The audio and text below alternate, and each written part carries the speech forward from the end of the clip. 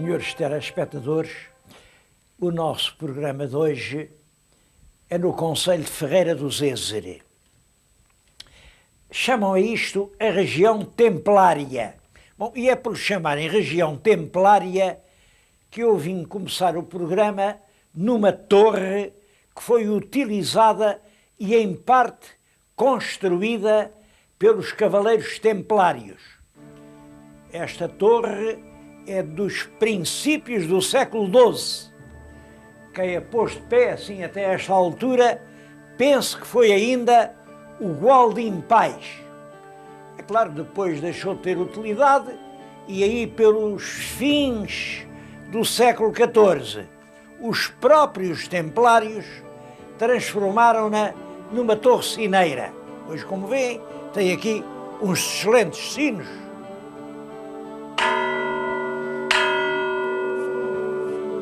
Que tem uma coisa curiosa.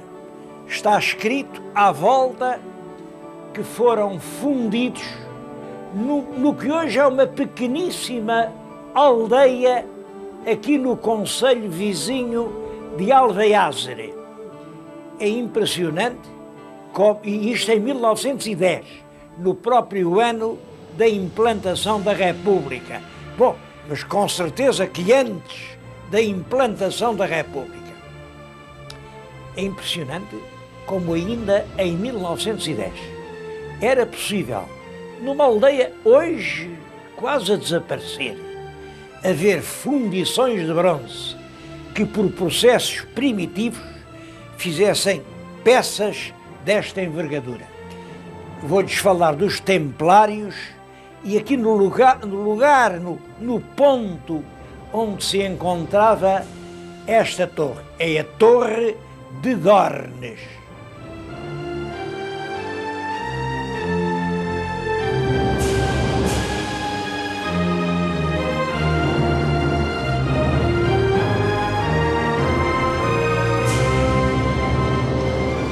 Esta torre dos Templários foi construída num lugar estratégico.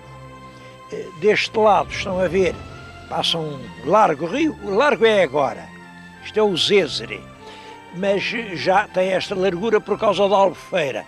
Era um rio muito mais rápido, mais caudaloso, a cair de pedra em pedra, ainda me lembro disso. Daquele lado passa uma ribeira e juntam-se aqui. Portanto, era aqui, neste esporão, que os templários vieram fazer a sua fortaleza. Mas notem, já a fizeram sobre um pódio romano que já cá estava, pódio que representava uma fortificação, um armazenamento ou talvez um templo, mas aquele pódio que agora estão a ver é da época romana. E porquê que os romanos vieram para aqui? Os romanos vieram para aqui porque este rio era muito rico em ouro. As pedras, as areias eram realmente exploradas e havia aqui explorações auríferas de grande importância. Bom, que aliás duraram até há pouco tempo. Bom, portanto, no lugar onde tinha havido uma grande construção romana, os templários fazem a sua grande torre. A torre servia para arrecadar os tributos. Toda esta gente aqui vivia, tinha o seu milho, lá tinham que vir com os carros do milho a entregar ao senhor comendador, tinham o seu vinho, lá vinham com as pipas do vinho, tinham o seu cereal, tinham o seu azeite e tudo era trazido para aqui. A maior parte da produção era para o senhor comendador. E eu acho que essa ideia de vir aqui, à Torre de Dornes, trazer o tributo, ainda hoje tem um vestígio. Ainda hoje,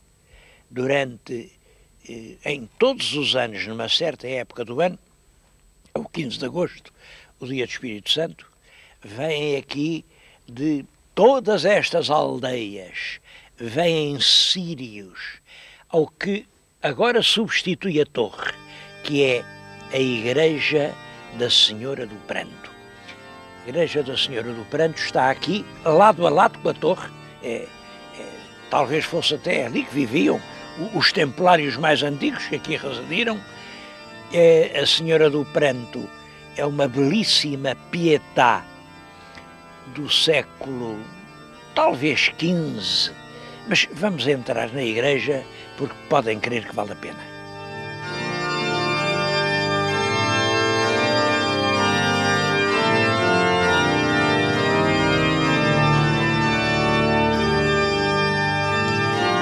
Os grupos das aldeias vinham antigamente transportando o seu tributo. Bom, quando o tributo acabou, continuaram a vir, porque esta vinda aqui ao Santuário de Dornes já era uma instituição, mas em vez de trazerem o tributo, trazia o círio. Um círio é isto, eu estou-lhes a mostrar um círio. Um círio chama-se círio por ser de cera, é uma vela votiva, é claro, e quanto maior, mais valiosa. Neste sítio em que estou, é uma espécie de museu de círios. Guardam-se os círios. Reparam, este, por exemplo, foi oferecido por Sernacho do Bom Jardim. É um círio muito bonito, muito decorado, com as armas da monarquia e, é claro, ainda com a cruz de Cristo. A lembrar que isto, outrora, era a Ordem de Cristo, era a Ordem de Cristo que se pagavam os tributos. Bom, por toda a parte, há aqui 18 círios e as peregrinações agora são ao próprio círio, ao círio mais antigo que eles se lembram de ter pago. Este círio foi posto aqui em 1825.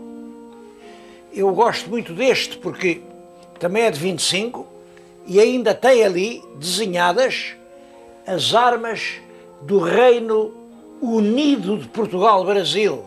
Isto é o Reino Unido de Portugal-Brasil. As 5 quinas portuguesas sobrepostas à esfera armilar e a coroa imperial, quando o rei era imperador. O Reino Unido de Portugal-Brasil. Isto era em 1825.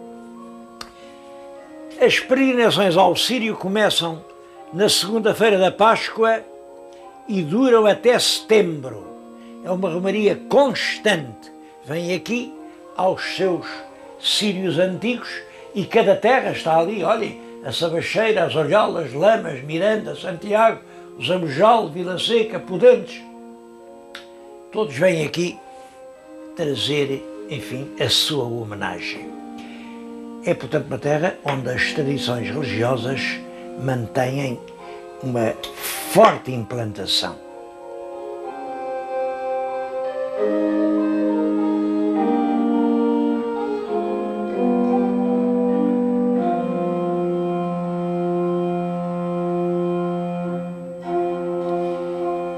Todas essas procissões vêm à Senhora do Pranto. A Senhora do Pranto está na nossa frente, é uma imagem do século XIV ou XV, é realmente muito antiga, portanto é uma peça absolutamente preciosa.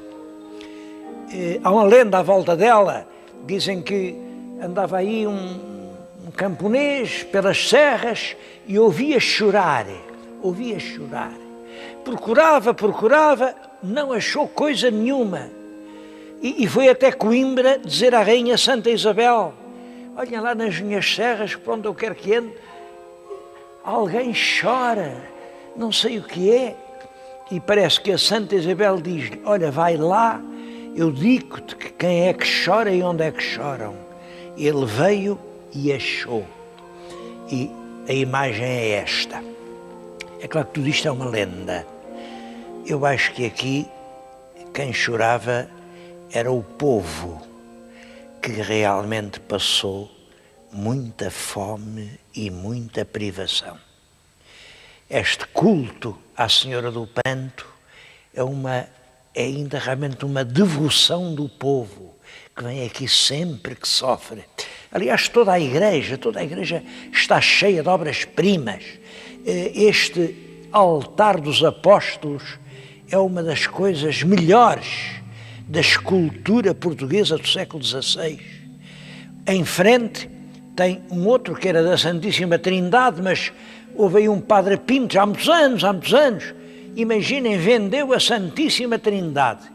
Quando o povo revoltou-se, claro, não a deixou embarcar, obrigou a voltar para a igreja, mas quando a Trindade voltou, a pomba do Espírito Santo já tinha voado. O sinal disto é claro, é que o Santo Espírito Santo não gosta dos ladrões que vendem imagens. Mas eu acho que a Santa continua a fazer milagres. Está ali um ex-voto muito bonito, um ex-voto, que é a agradecer, é de 1880, e é um homem daqui a agradecer que tenha sido livrado das armas de El Rei. Isto em 1880 só quer dizer o seguinte: o homem estava mobilizado para as campanhas do ultramar, era quando Portugal estava a defender os seus espaços em Angola e Moçambique, e ele lá se conseguiu livrar da tropa, portanto não foi à guerra do ultramar. Imaginem, em 1880. Eu acho que sim, eu acho que a Senhora do Pranto continua a fazer milagres.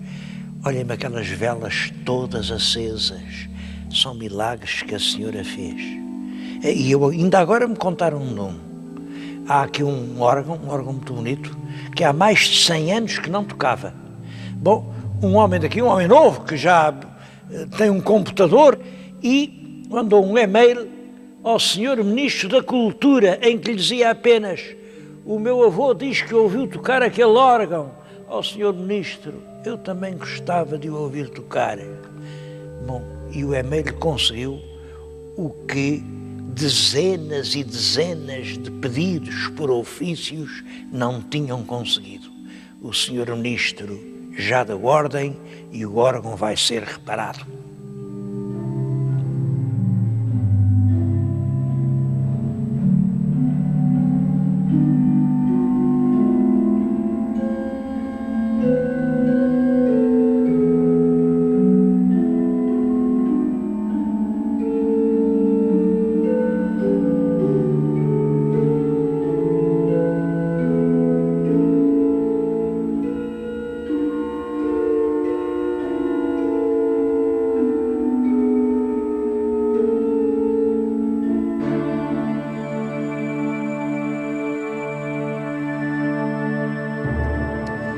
Mas os templários instalaram-se na região no século XII e nessa altura já esta terra era ocupada há muitíssimo tempo.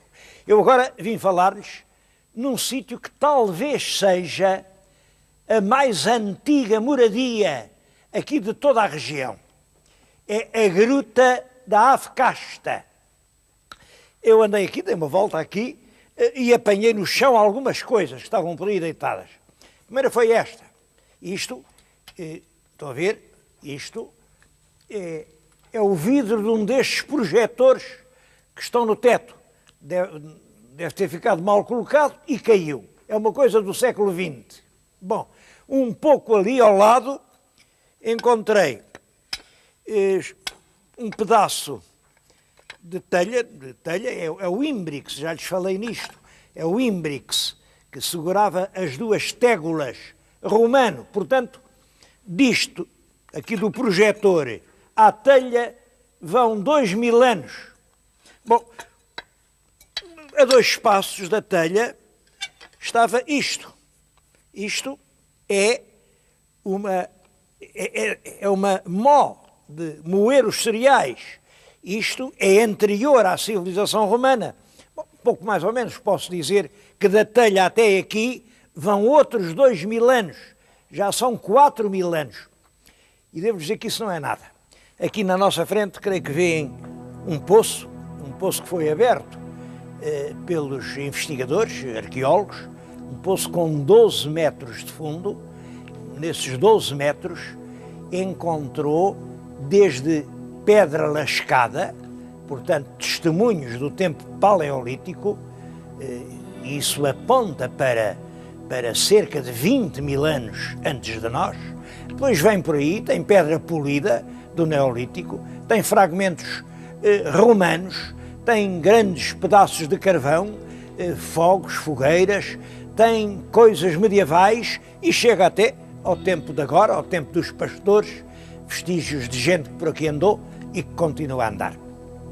É realmente exemplar este estudo do passado através do solo de uma gruta, porque, como calculam, a gruta foi-se atulhando pouco a pouco, com o tempo, foi-se enchendo de terras, de areias, mas ficaram os vestígios humanos.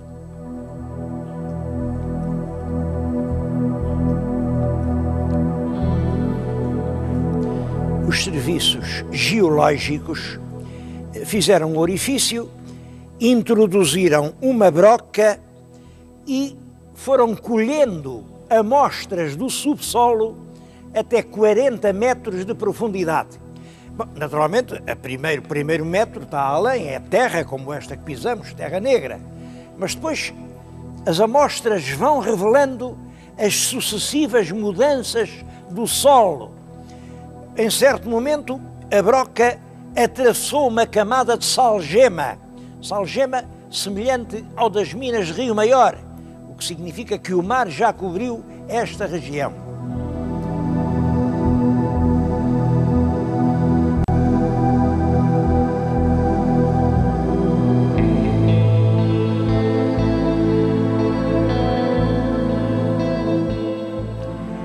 Um monumento completamente diferente, mas que não deixa de ser um monumento. É este pardieiro que está na nossa frente.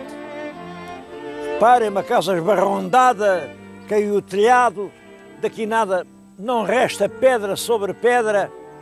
Bom, é a estalagem da Dona Aninha e do Senhor António. Uma estalagem que devia ser célebre porque aqui esteve muitas vezes El Rei Dom Carlos, vinha para aqui fazer as caçadas, e, sobretudo, Alfredo Keil. Alfredo Keil, o autor da Portuguesa, e uma das figuras mais significativas e mais brilhantes do fim do século passado, adorava vir para aqui. Vinha, imagina, não havia comboio, não havia automóveis, mas ele vinha de diligência. Ele próprio gostava da diligência. Estava ele aqui, aos vales, vi chegar, meio tombada, a diligência empoeirada, trazendo passageiros e bagagens. As mulas arquejavam nos varais. Os pobres animais, nessa manhã enevoada, pararam mesmo em frente da estalagem. A estalagem era aqui. Está aqui desenhado pelo Keil em 1897. A estalagem, veem que é exatamente o que ali está. Ali havia uma caixa de correio, se forem lá ver bem, ainda lá está o prego onde estava a caixa, e aqui está uma carruagem de mais luxo. É possível que seja a do próprio rei Dom Carlos, que vinha para aqui, escondia-se aqui, adorava andar à caça com Alfredo Keil. Alfredo Keil era um brilhante pintor. As paisagens do Keil, quer aqui desta região, quer lá de baixo, do sul, são das mais belas paisagens pintadas por um português. O Keil é o autor da única ópera cantada em português, a célebre Serrana. E foi aqui que ele, há aqui perto uma academia de música, aqui ensaiou algumas peças. Olhem, foi aqui que se ensaiou e que se cantou pela primeira vez a portuguesa. Foi aqui nesta casa que em 1907 o Keil estava doente, ele não era velho, ele tinha nessa altura 57 anos, vem e faz este lindíssimo livro, Os Tojos e Rosmaninhos.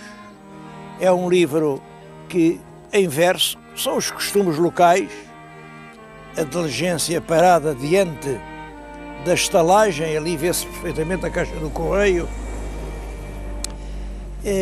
São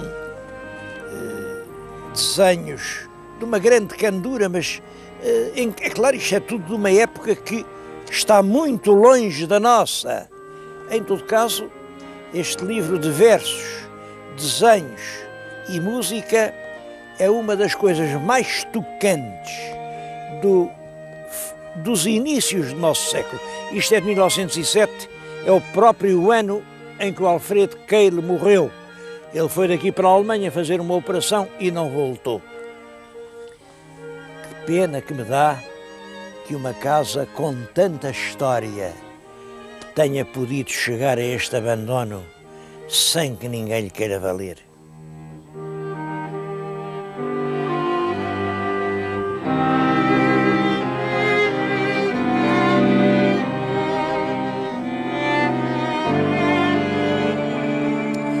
Eu acho que o Alfred Keil tinha razão em vir para aqui, porque a paisagem é realmente muito bonita. Não é assim uma paisagem macia, agradável, romântica, não. É bravia, mas é de facto emocionante. Percebo que um grande pintor se tenha deixado enfeitiçar aqui pela paisagem. Eu estou agora num dos trechos mais extraordinários, aqui do Val do Zézere. Esta capelinha chamam-lhe São Pedro de Castro. Isto é engraçado, São Pedro de Castro, por isto. Isto é um morro abrupto, um castro. Havia aqui uma povoação ou neolítica ou da Idade do Bronze, povos primitivos, pré-romanos, fizeram aqui um castro. Depois vieram os romanos, e os romanos fizeram aqui uma aldeia deles. Está ali uma pedra na capela, dedicada por uma senhora chamada Antónia ao marido.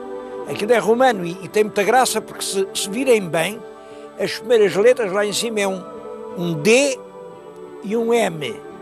Aquilo quer dizer os deuses manes. Os deuses manes eram deuses anteriores ao cristianismo, eram deuses pagãos. E reparem como tudo acaba por se juntar. Hoje, a capela cristã é uma capela gótica, é uma coisa feita ali no século XIII ou XIV ou XV, e tem na fachada uma homenagem aos deuses manes. Eu acho que isso é que é solidariedade. Os deuses do cristianismo e os deuses do paganismo aqui de mãos dadas, no alto de um castro, a olhar para o rio Zézere. É realmente fascinante tudo isto. E repito, que pena que não se faça uma casa para intelectuais.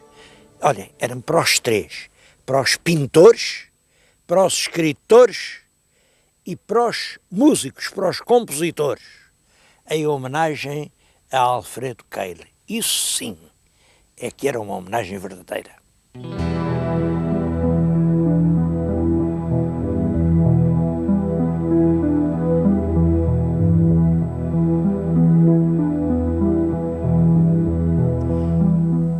Mas o principal monumento de Ferreira do Zézere não é do Neolítico, nem é romano, nem é gótico, é já do nosso tempo.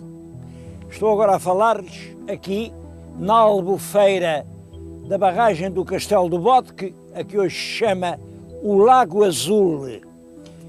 É um dos maiores lagos artificiais da Europa e tem isto, é este reservatório de água que hoje dá de beber a Lisboa.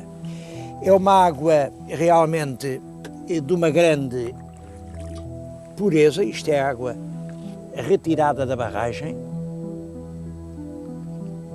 É claro que esta água, antes de entrar em Lisboa, é submetida a tratamentos rigorosos. E a nossa cidade tem o orgulho de dizer que é uma das cidades do mundo que tem água de melhor qualidade. Isso a mim agrada-me muito. Lisboa tem uma das melhores águas do mundo. Bom, e essa água vem aqui deste garrafão de Ferreira do Zézere, o garrafão do Lago Azul do Castelo do Bode. É claro que todas as coisas têm um lado positivo e um lado negativo. Esta barragem tem quase, a Albufeira tem quase 70 quilómetros de comprimento, veio acabar com as fazendas, com os chãos, com os lameiros. Houve milhares de pequenos agricultores que perderam as suas fazendas e as suas economias e até os seus lares. Há por aí aldeias submersas. Valeu a pena? Não valeu a pena? Eu acho que o progresso é isto. Substituímos uma civilização rural que já era milenária, que vinha de antes dos romanos, por outra civilização, uma civilização turística, uma civilização... O meu telespectador está a ver aqui um lago deserto e não imagina o que isto é num domingo de verão. Isto tem mais movimento do que os restauradores em Lisboa. São milhares de embarcações. Há muita gente que tem aí casa. Hoje, toda a luta é evitar que as pessoas se aproximem excessivamente do lago, porque o que é importante no lago é dar água a quem tem sede. É desta água que Lisboa bebe.